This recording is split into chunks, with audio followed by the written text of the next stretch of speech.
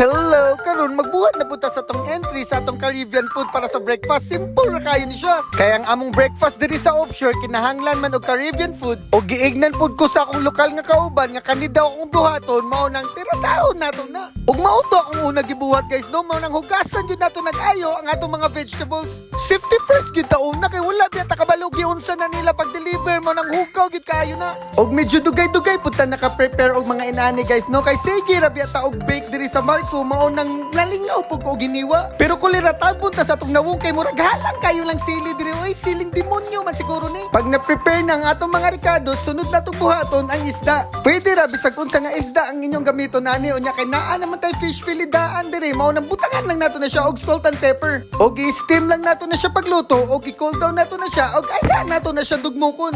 Mura ra kagabuhat og salad ani guys mao nang dali ra kayo siya awaton. Ipangsago lang nato na tanan mga lamas nga nga atong giandam ug butangan lang nato na siya lemon juice ug ayaw ninyo kalimti ang olive oil. Ang olive oil guys ako lang na siya giluto daan ug kanang init bitaw gyud kaayo ay na to ibutang sa atong isda. Ug kamo na din bahala magbutang og mga seasoning ana guys kay murag wala man ako na videohan oy. Basta ako na siyang gibutangan og mga local seasoning sa Caribbean. Tura ay mauna din ni siya atong entry sa atong breakfast para sa atong Caribbean food. Simple na kayo na siya bahaton, wala na kuskus balungos. Ganahan kayo ang mga lokal ani diri sa barko. Kauna dong